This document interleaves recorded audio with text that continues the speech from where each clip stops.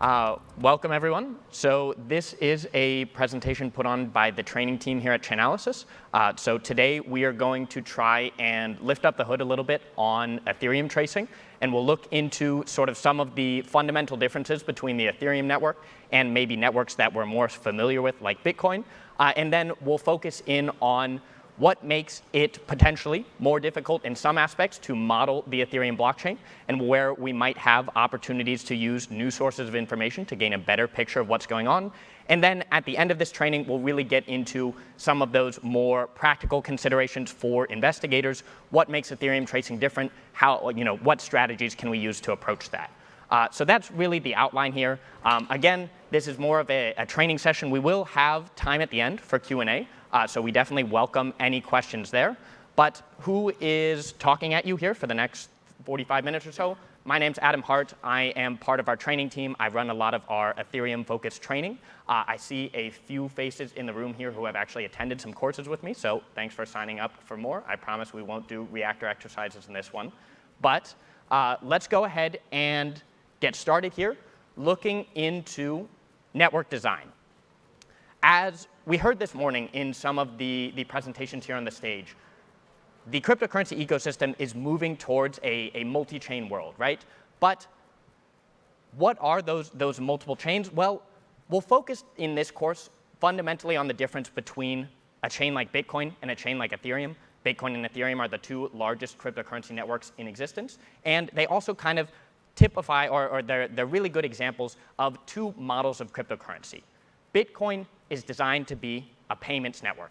And the classic analogy that we love to use here on the training team is that Bitcoin is like a rotary phone. It does one thing, and it does it really, really well. It sends and receives payments without trusting any sort of centralized intermediary. And you can do some edge cases, you can make it do some more things, but it's not really designed to go beyond that fundamental sort of internet money, peer-to-peer value transfer. Now, a network like Ethereum, it's designed to be a peer-to-peer value transfer network. I can send some Ether from my wallet to another wallet, but Ethereum is designed to be a lot more. And the analogy that we really enjoy here is that Ethereum is like a smartphone. It can still make and receive phone calls, but it can serve as a platform for lots of other activity. It can serve as a platform for games, it can serve as a platform for financial applications, whatever you want, you can build it on the Ethereum network because this network is intended as a global computer. That is sort of the vision of the Ethereum network as it was designed, and because it was intended as a global computer, the network is built in a different way than Bitcoin. Bitcoin is built to be a peer-to-peer payments network. Ethereum is designed to be this global computer. What does that mean a little bit more practically? Well, on the Bitcoin side of things, we use, or the Bitcoin network uses what's called the unspent transaction output model. This is a term that I know many of you have heard of before. Again, we don't need to get too into the weeds of what that actually means, but fundamentally, Bitcoin is tracking chunks of Bitcoin floating around on the network, moving from address A to address B to address C. That's what it does. It's designed to make sure those little chunks of Bitcoin can't be copied and double spent, but because it has that simple goal of being peer-to-peer payments, it can have this network design. Ethereum needs a different network design because it is intended to be more. It's fundamentally designed to be a computation platform, and therefore it uses what we call an account-based model, or it is an account model blockchain. What does that mean? Well, rather than tracing little chunks of Ether, the native token of the Ethereum network, the Ethereum blockchain is based on accounts and keeping track of that account's state. What is the state of this account? What is the state of the network? And the state of the account might be that account A has a balance of 1 Ether, or it might be that account A has some associated code with that account, and that code is going to respond to messages that it receives on the blockchain. So Ethereum, it's intended to be more, and therefore it has to use a different record-keeping model, a different network design. Now, a key part of that network design, and a key thing to keep in mind anytime we're talking Ethereum investigations, is that the Ethereum blockchain has sort of two building blocks here, two key units of analysis. One looks a lot like what we're used to maybe on the Bitcoin side of things. Again, generally, what we see in trainings are people are more accustomed to Bitcoin investigations, and maybe you're used to seeing something similar to what we call an externally owned account, an account that is controlled by a private key.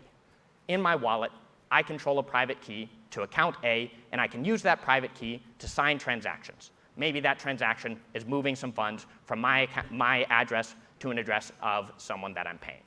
So that's standard. That's kind of what we're used to on the Bitcoin network. But on Ethereum, you have this extra building block that is a contract account. A contract account is unique and interesting because contract accounts, they look the same. It's the same address on the blockchain, but or the same type of address. But a contract account can have associated code.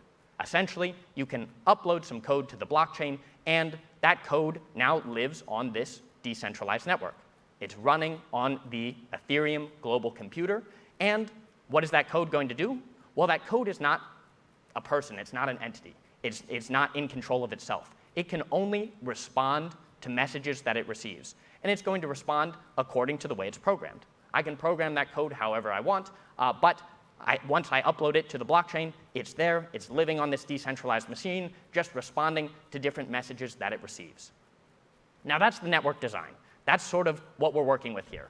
Bitcoin is in one corner, Ethereum is in the other corner, and they sort of typify the two broad types of blockchains that we have in our world that we come across in investigations.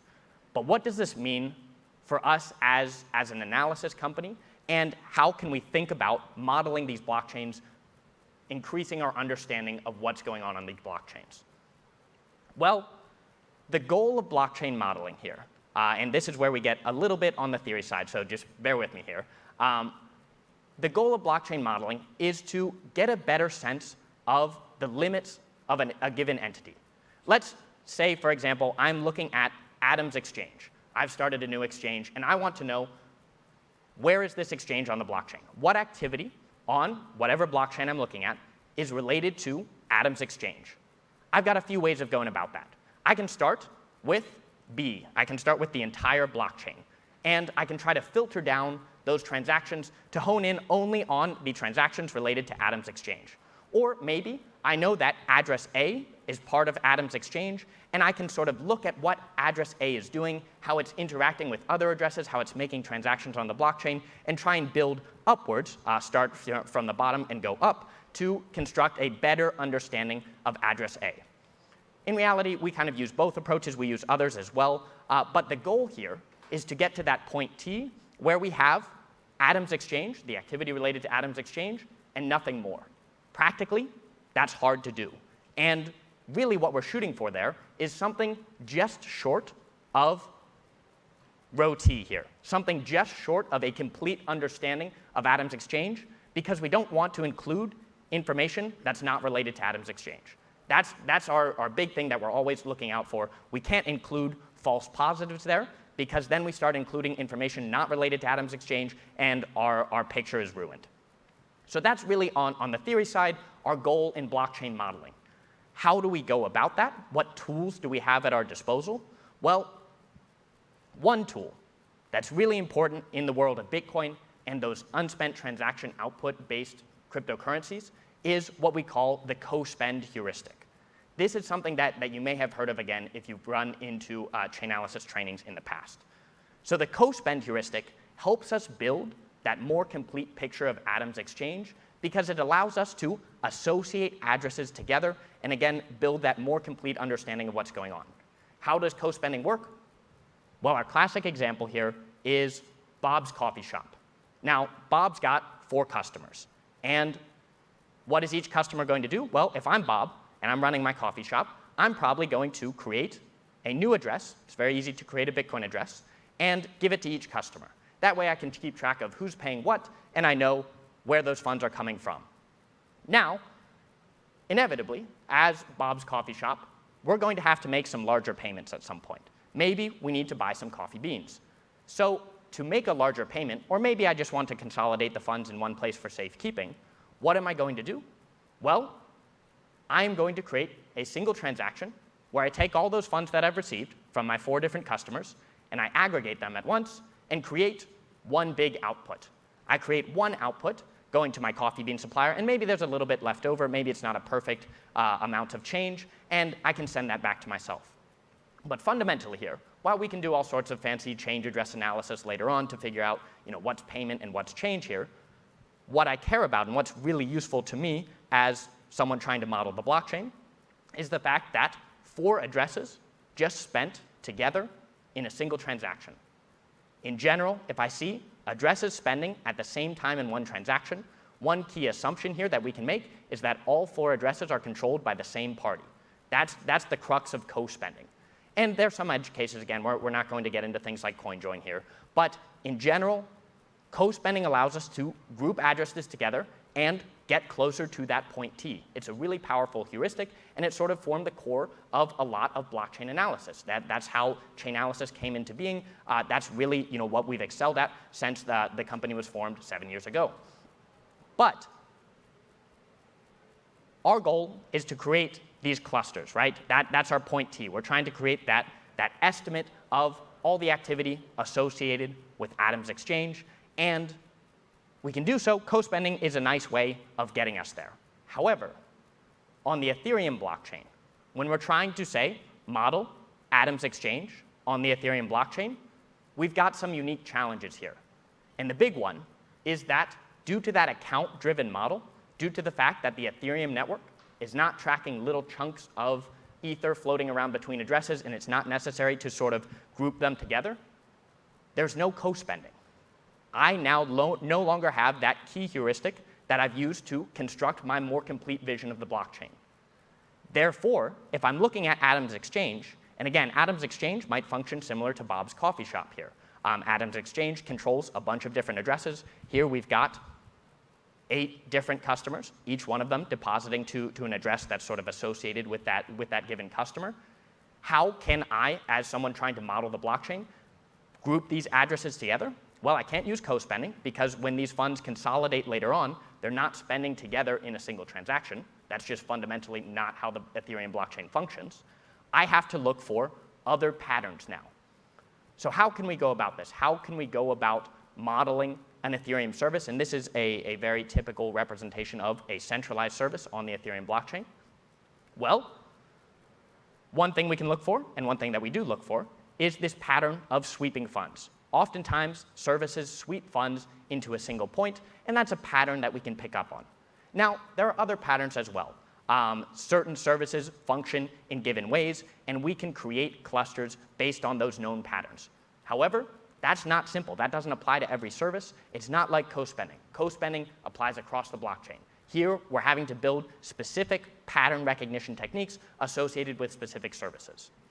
We can also look for other things. Maybe we have external data coming into us that can help inform our vision of the blockchain.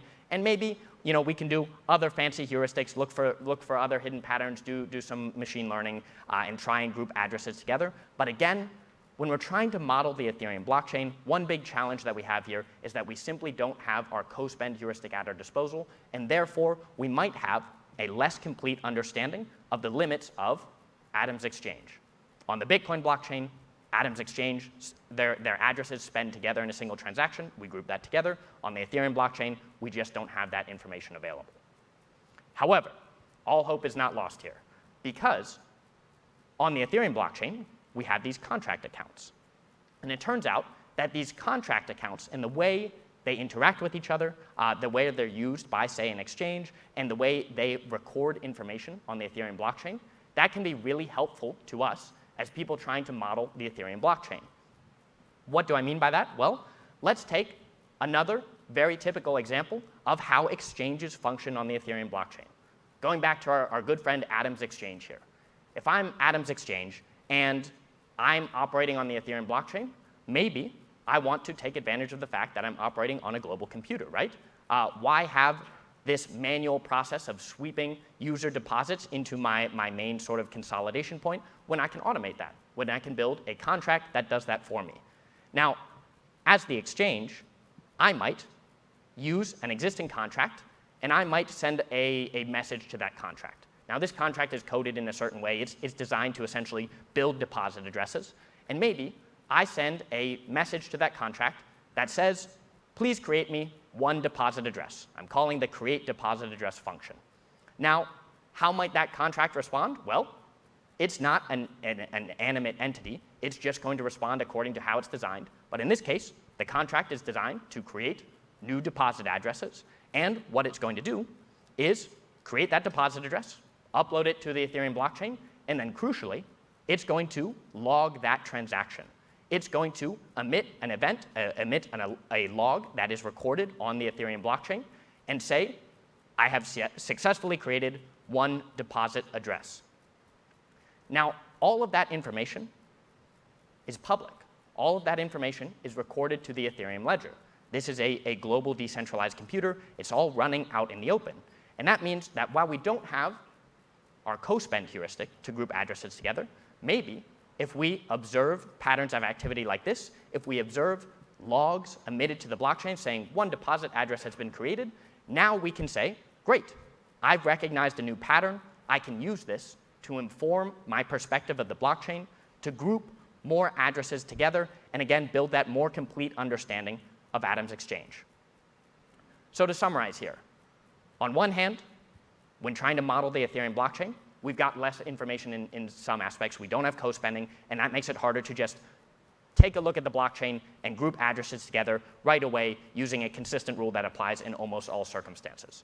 However, we do have more specific cases where we can look at a given pattern, maybe look at how an exchange operates, see how it uses contract accounts, what events are emitted, and look at that data on chain and build pattern recognition, build heuristics that look for these patterns, and again, construct that more complete understanding of how Atoms Exchange functions. Now that's all great. So that's sort of the theory side. That's what's going on under the hood a little bit.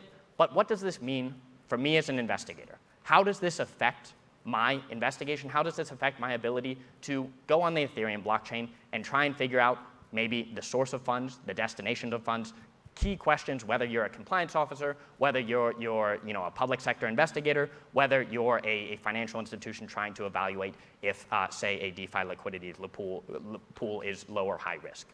So key questions here that are affected by these modeling challenges.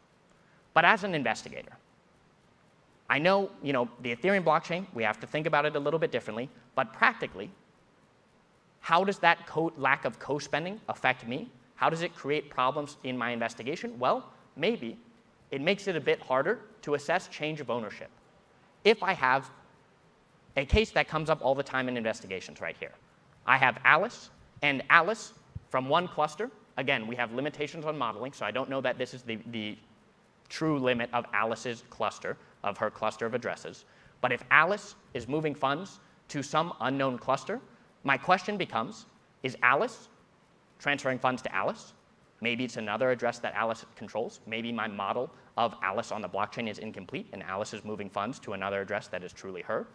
Or maybe it's Alice moving funds to Bob. That's a change of ownership. That's something that I need to be aware of as an investigator. I'm no longer tracking Alice. I'm now looking at Bob. Or perhaps Alice is moving funds to some sort of centralized exchange. If I normally have that centralized exchange truly attributed in Reactor, modeled well, then I would know Alice is transferring to a centralized exchange. But again, if I have that incomplete model of the blockchain, which all models of the blockchain are incomplete, maybe Alice is transferring to an unclustered bit of some exchange.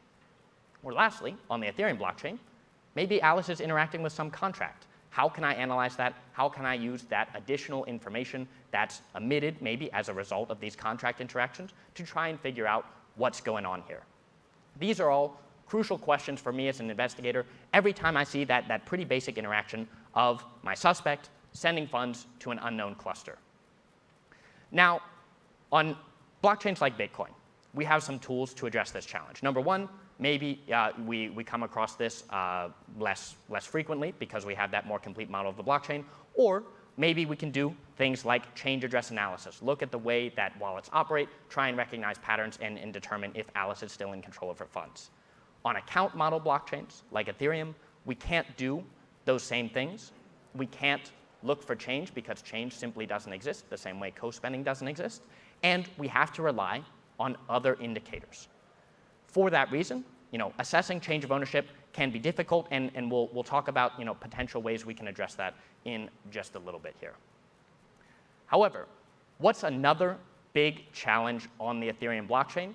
Well, as we saw this morning, complexity is a huge thing that we run into all the time. It can be intimidating to look at an Ethereum transaction and try and say, what's going on here? How can I parse through this sheer volume of information?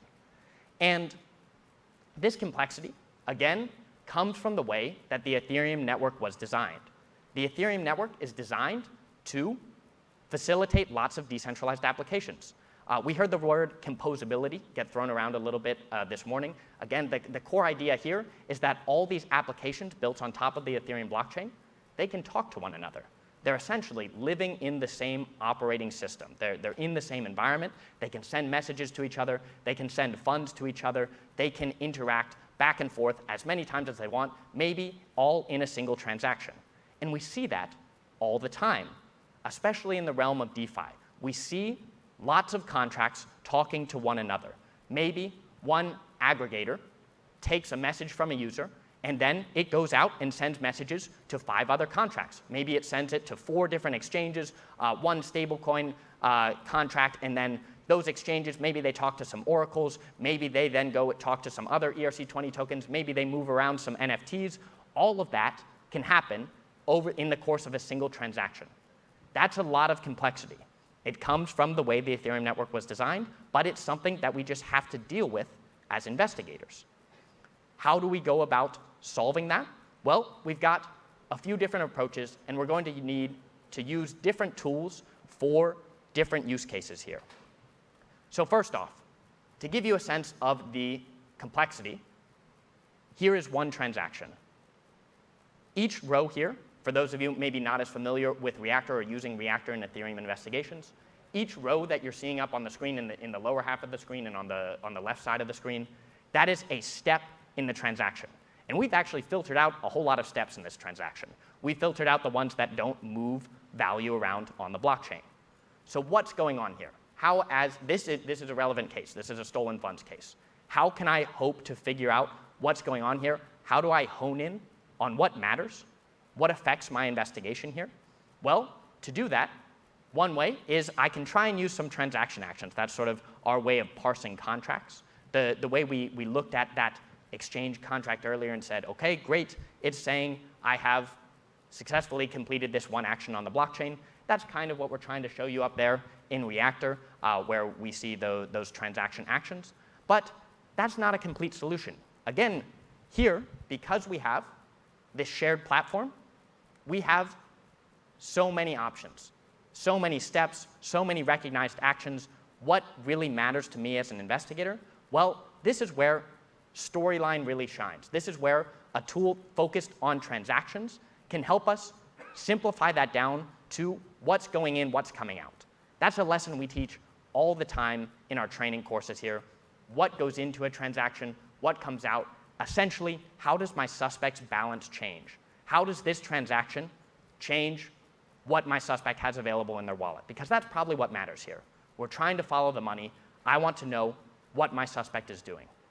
Now, the top line that you see here in Storyline, that's actually the same transaction that we saw here.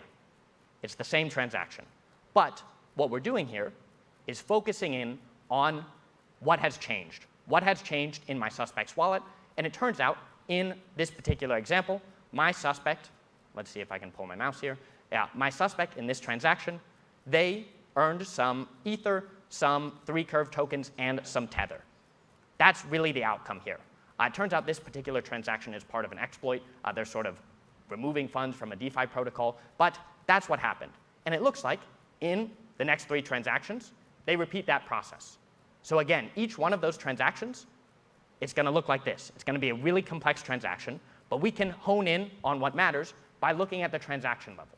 We can look at the transaction level and say, great, this transaction resulted in an increase in balance in these particular tokens. Now, later on, we can observe things like a swap. They acquire some DAI after cashing out some of those 3-curve token, 3-pool tokens, and then they start transferring those funds around. And my conclusion at this point is fantastic. I've parsed through the complexity, but now I run into that second problem. We've dealt with the complex transactions. Now how do we assess change of ownership? Once that ether starts moving, all right, we have a hack here, the ether is on the move, my mind shifts back over into maybe something we're more familiar with as as investigators, following the money.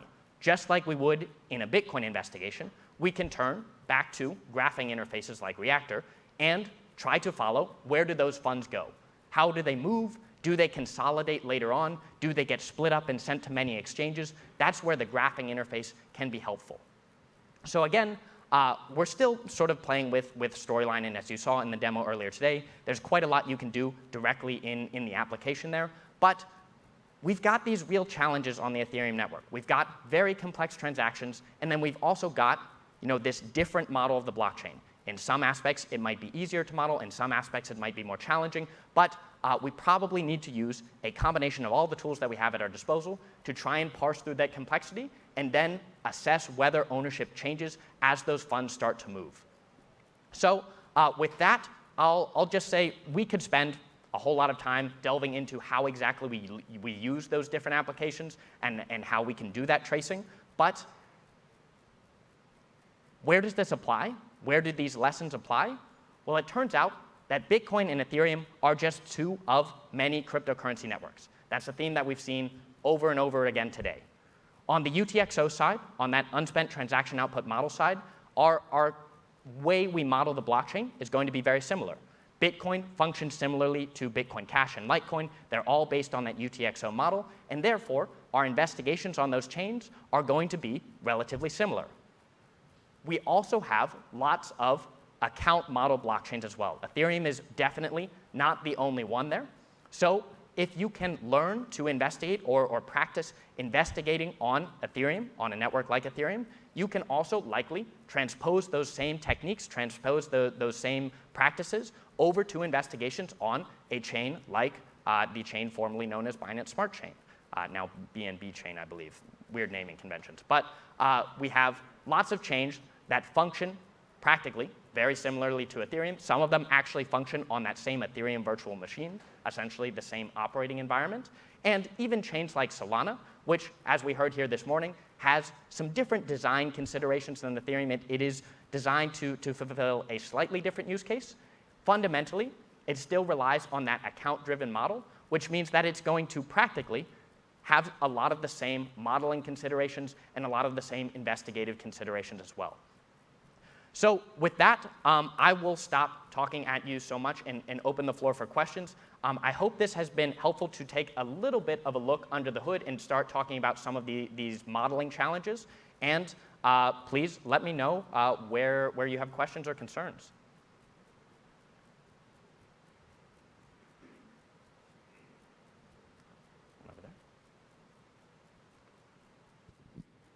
Hello, thank you for this.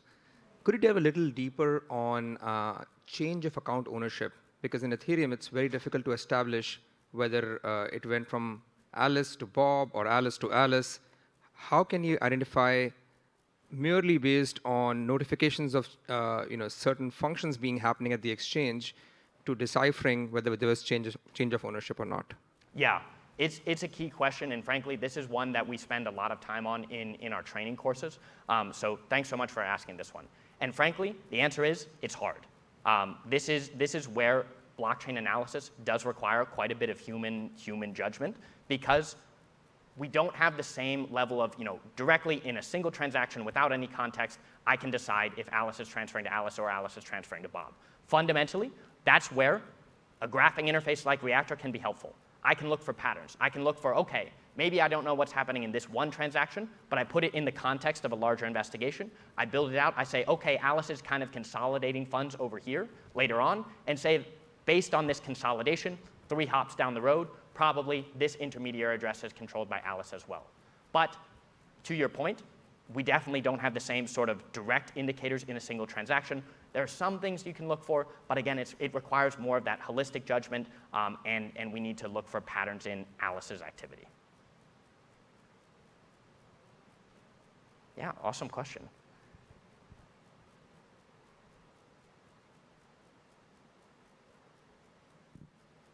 Thank you.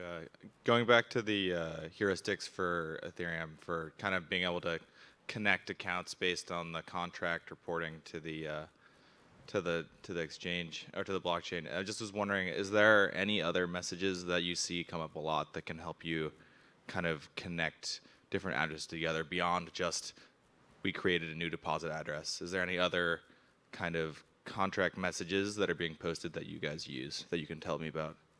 Yeah, I won't go into specifics here, frankly, not because they're that secret, because essentially each contract has a different message. You kind of have to parse them individually. But we see this a lot for decentralized platforms as well. Obviously, centralized exchanges, they certainly use deposit address factories essentially to create new deposit addresses. But decentralized services like Uniswap, they create new liquidity pools. And we can observe the interactions between contracts to sort of understand better the limits of Uniswap as a decentralized entity. We can also do that for other things, but fundamentally, we are focused on these services. That remains the same. Our goal of modeling the blockchain, services are the big entities there. So if we can model the services, we've got a better understanding of sort of the limits of the blockchain, where the important actors begin, where they end, and that gives us a better perspective when we're trying to say, what has Alice done, who has Alice interacted with?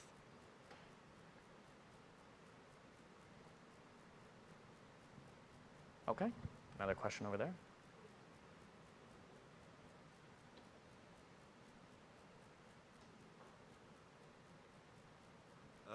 This is a general question about training for the Chainalysis team. Is there any plans in the future, or I don't know if you guys have done it before, but any capture the flag events that we can practice in on our skills, so we can take this to the real world and kind of tell our team that we're capable of actually doing maybe some of these investigations? Yeah, I don't know of any existing plans, but I like the idea. I'll be sure to pass it along. Capture the flag on the blockchain. That sounds fun. Okay. Oh, another question over here. No, it's okay. Thanks again, by the way. I'm not trying to ask about any secret sauce or anything, but are there any broad strategies you could talk about in terms of, or what you guys do when you're trying to demix things going into Tornado Cash? Generally, we don't go into details on talking about mixers there. But, in terms of modeling the blockchain, again, part of the way we model mixers, not just on the Ethereum blockchain, but in general, it's trying to get that more complete understanding of the limits of the mixing service, because that's step one. That's how you save time as an investigator, because if you end up tracing through an unclustered bit of a mixer, that's going to lose you time. It's going to lead you to false conclusions. So I'd say, step one there is building that more comprehensive data model, and then afterwards you can get into, all the other stuff.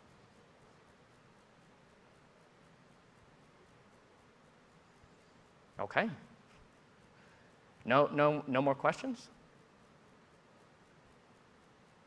In that case, I can certainly give people 10 minutes back. Thanks so much for your time and attention, and I hope this has been useful.